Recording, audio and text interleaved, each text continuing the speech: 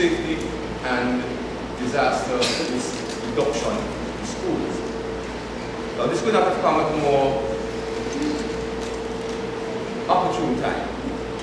Because what we want to do essentially is to present you with some information which speaks to how to proceed in the event of a disaster while school is in session.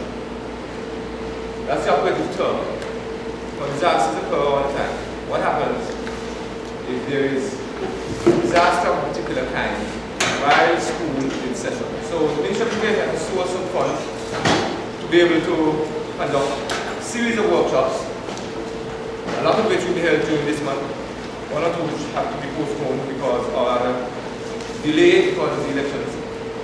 But this one, we believe, is timely because we want teachers to be equipped with we want schools to be equipped with information so that in the event of a disaster, while school is in session, there is minimum loss of life, minimum casualties, minimum injuries, minimum damage.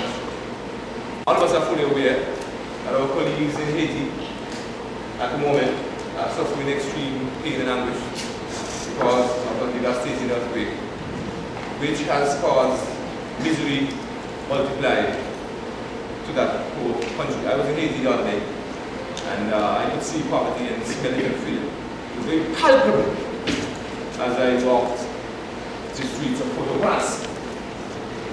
So I can really imagine, perhaps most of those of you who have not been there, what is going through, what those folks are going through. And I'm glad that Brother Fleming remembered to pray for them. Now what if that were to happen in St. Kitts tomorrow? While you're in the midst of teaching grade 2, or 3A2, or 5A6, or 1B10? What would happen? An earthquake in particular, since we know earthquakes don't give any warning, or hardly any warning. Would teachers just go out of the classrooms, pushing down the students to get out of the way? As we exemplify the fact that human self-preservation is the first order of life. But we don't want that. We don't want that. So I have been trained in a number of areas. I have been district manager for NEMA's district number 3 for a while. Sir Edwards has been recently subject to some training in Trinidad. I myself was in Jamaica. We want to pass on. We only have 2 or 3 teachers who meet school. We expect you to go back to your school. The principals also advised when we met with them on Tuesday. We expect you to go back to your school, and at the very earliest opportunity, you're supposed to pass on the knowledge to them. During some staff meetings, professional development workshop, in-house training sessions, whatever it is, you are expected to pass the information on. Perhaps more so than any other workshop you've attended, this is critical. Because if you are in possession of the knowledge, and it is not disseminated throughout the school, and there is a disaster, you alone, as you know, can't help, especially if it's a big school like this one, Washi, Big Challenge, and so on. So it's important that you prepare to pass on the information. So it's important that you understand the information. It is important that you ask questions for clarification, elucidation, expatiation, etc. You must understand the information. I'm talking to teachers. I feel free to use any kind of language. Otherwise, I don't know what other forum I should feel comfortable speaking at a certain level if not to teachers. And so, it's important that you understand the critical nature of this workshop. And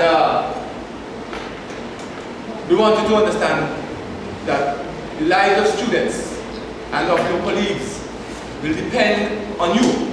As persons, including students, died in an earthquake. Literally thousands of students died, and teachers.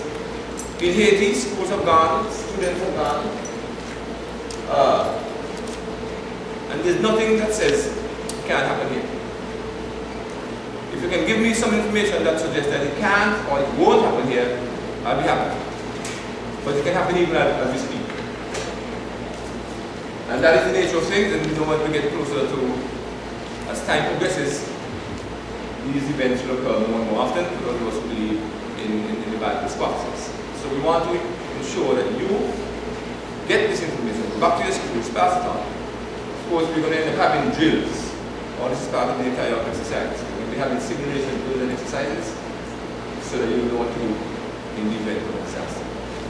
Ladies and gentlemen, I ask you to give your undivided attention to the facilitators. I ask you to participate.